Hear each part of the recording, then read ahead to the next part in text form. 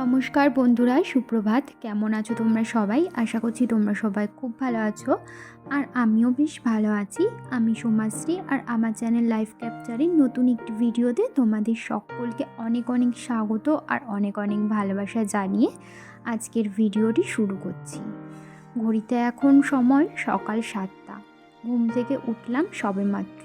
ঘুম থেকে ওঠার পর গেটের সামনে, দরজার সামনে জল ছিটিয়ে এখন লেগে পড়লাম বাসি কাজকর্ম সারতে। অন্যান্য দিন না, যখন সকালবেলায় এই যে ঘর ঝাড় দিই, তখন কিন্তু ঘরের লাইট বন্ধ করেই ঝাড় দিই। কারণ লাইট জ্বালালে না আমার ছেলে আবার ঘুম থেকে উঠে যায়, আর ও যদি একবার ঘুম থেকে উঠে যায় তাহলে আমার কাজকর্মের অনেকটাই লেট হয়ে যায়। তাই ও ঘুমিয়ে থাকতে থাকতেই যতটা এগিয়ে রাখা যায় আর কি। কিন্তু আজকে যেহেতু তোমাদের সাথে ভিডিও শেয়ার করব, তো সেই কারণে লাইটটা জ্বালিয়েই ঘরের কাজবাজ করছিলাম, আর একদমই আস্তে আস্তে করছিলাম যাতে ছেলে ঘুম থেকে না ওঠে। তবুও না, ও ঘুম থেকে উঠে গেছিলো।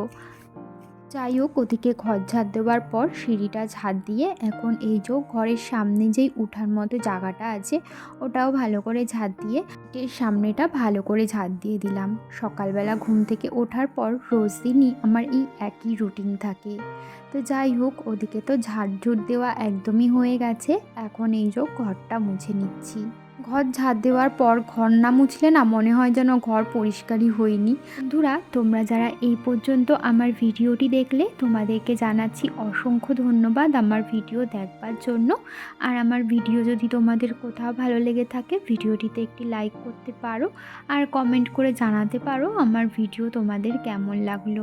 আর যদি কোনো নতুন বন্ধু আজকে প্রথম আমার ভিডিও দেখে থাকো, আর আমার ভিডিও যদি তোমাদের কোথাও ভালো লেগে থাকে, তাহলে আমার চ্যানেলটিকে সাবস্ক্রাইব করে রাখতে পারো এরকম নতুন নতুন ডেলি ব্লগ রোজ দিন দেখবার জন্য। তো যাই হোক, এদিকে তো ঘর মোছা একদমই হয়ে গেছে। তারপরে এই উঠানটায় না একটু জল ছড়া দিয়ে দিচ্ছি। রোজ দিন এভাবেই একটু জল ছড়া দিয়ে দিই, আর গেটের সামনেটাও একটু হালকা করে জল ছিটিয়ে দিই। পরে না আমি চলে গেছিলাম বাথরুমে, কিছু জামা কাপড় ছিল সেগুলো ধুয়ে দিয়েছি। তো ওগুলো ধুতে না ধুতেই উঠে গেছিলো আমার ছেলে, যদিও অনেকক্ষণ আগেই ও ঘুম থেকে উঠে গেছিলো। তো সেই কারণে না আজকে আর স্নানটা করলাম না, ভাবলাম যে একটু বেলা করেই আজকে স্নান করব। তো এই তো আমি বাসি নাইটিটা ছেড়ে নিয়েছি। এখন দেখো ছেলের দাঁতটা মাজিয়ে দিলাম। ও না এখন একা একাই দাঁত মাজতে চাই, তো সেই কারণে না একটু ওকে একা একা দিই। ও খানিকক্ষণ একা একা মাজে, তারপরে আমি ওকে ভালো করে দাঁতটা মাজিয়ে দিই। তো ওদিকে ওকে দাঁত মাজিয়ে ফ্রেশ করে দিয়েছি। তারপরে দেখো ও চলে এসেছি ওপরে রান্নাঘরে এসে না প্রথমে ভাত বসিয়ে দিয়েছি। আর এদিকে না আমি একটুখানি ওলকপি কেটে নিচ্ছি, কারণ করব সোয়াবিন। আর ওদিকে আমার শাশুড়িমা পালং শাক রান্না করছিল। আমার শাশুড়িমা যাবে রেশন তুলতে, তো সেই কারণে আমি এখন এই সোয়াবিনের তরকারিটা রান্না করব, কারণ হাজবেন্ড যেহেতু আবার কাজে যাবে খেয়ে দিয়ে, তো সেই কারণে আর কি। ওলকপি আর আলুটা কেটে না ভালো করে ধুয়ে প্রেসারে সিটি দিয়ে দিয়েছি, তাহলে না তাড়াতাড়ি সিদ্ধ হয়ে যাবে। আর ওলকপি সেদ্ধ হতে তো একটু সময় লাগে। তো ওই যে দেখো প্রেসারে সিটি পড়েও গেছে, বেশ 2-3টে সিটি দেওয়ার পরই নামিয়ে দিয়েছিলাম। আর এদিকে আমি বেটে নিলাম কিছু মশলা, মানে আদা, জিরে, লঙ্কা, যা যা লাগে আর কি, ওগুলো বেটে নিয়ে এখন কড়াইয়ে তেল বসিয়ে না ফোড়ন দিয়ে দিয়েছি, আর একটু বড়িও দিয়েছি। শীতকালে আর নিরামিষ তরকারিতে না বড়ি দিলে ভালো লাগে, তো সেই কারণে একটুখানি বড়ি দিয়ে দিলাম।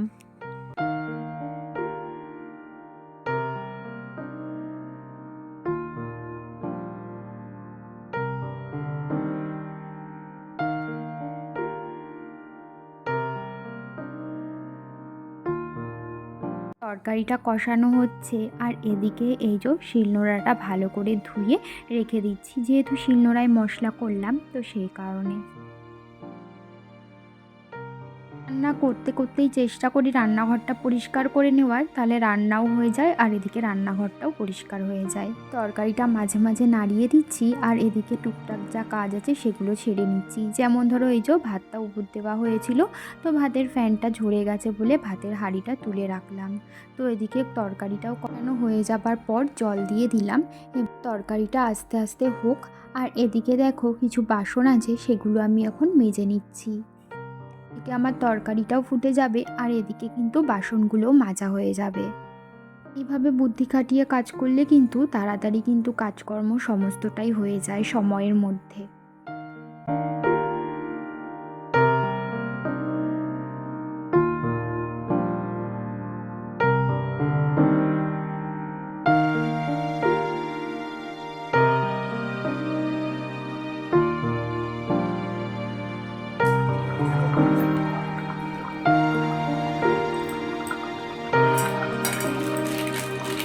তরকারিটা প্রায় ফুটে এসেছে, তো নামানোর আগে একটুখানি ধনেপাতা আর গরম মশলা দিয়ে দিলাম। তরকারিটা হয়ে যাবার পর গ্যাসটা ভালো করে মুছে নিয়েছি, আর বাসনও তো আমার মাজা হয়ে গেছে।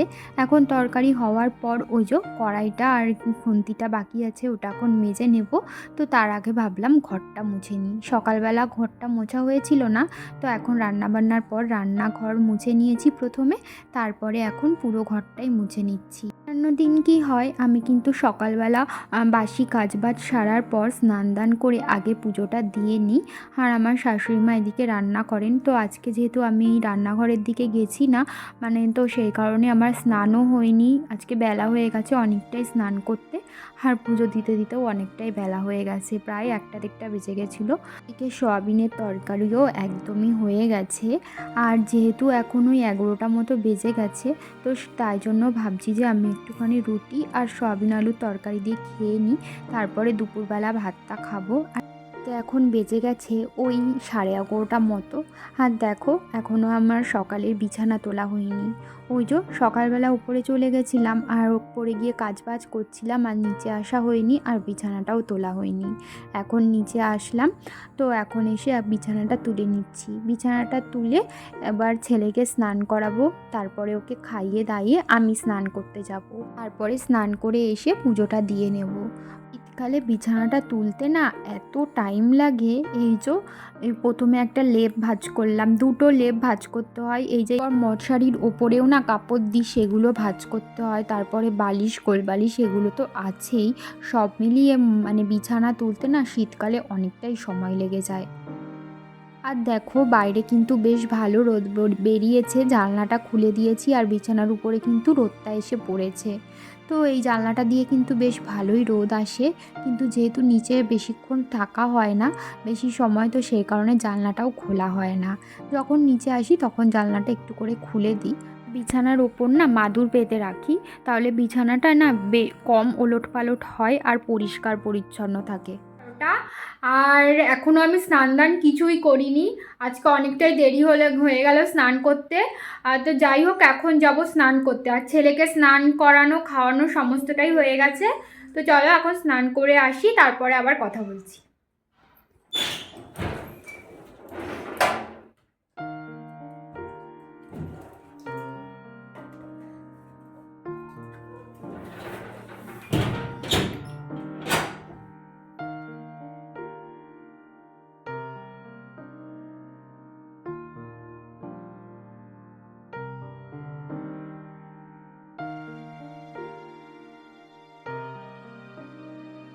স্নান দান করা আমার একদমই হয়ে গেছে, আর ছেলেকে তো খাইয়ে স্নান করিয়ে দিয়েছি, কিন্তু ওকে না ঘুম পাড়াইনি। কারণ ভাবলাম পুজোটা দিয়ে তারপরে ওকে ঘুম পাড়াবো, কারণ ওকে যদি এখন ঘুম পাড়িয়ে দিই, তারপরে দেখা যাবে কি আমি পুজো দিয়ে আসতে না আসতেই ওর ঘুম হয়ে গেছে। তারপরে আর আমার আর একটু শোয়া হবে না। আমি যদি ওর পাশে শুয়ে থাকি, ও না বেশ অনেকক্ষণ সময় ঘুমিয়ে থাকে। আর আমি যদি ওর পাশ থেকে যেদিন উঠে যাই, তাহলে দেখি ও সেদিন বেশিক্ষণ সময় ঘুমায় না, তাড়াতাড়ি উঠে যায়। তো যাই হোক বন্ধুরা, আজকের ভিডিওটা আর বেশি বড় করিনি, এই পর্যন্তই রাখছি। তোমাদের সাথে আবারও দেখা হবে নতুন ভিডিও নিয়ে। ততক্ষণের জন্য তোমরা ভালো থেকো, সুস্থ থেকো, সাবধানে থেকো, আর আমার পাশে থেকো। ভিডিওটি ভালো লাগলে একটি লাইক করে দিও, আর চ্যানেলটিকে কিন্তু সাবস্ক্রাইব করতে একদমই ভুলো না। তাহলে আজকের মতো এখানেই টাটা, শুভরাত্রি।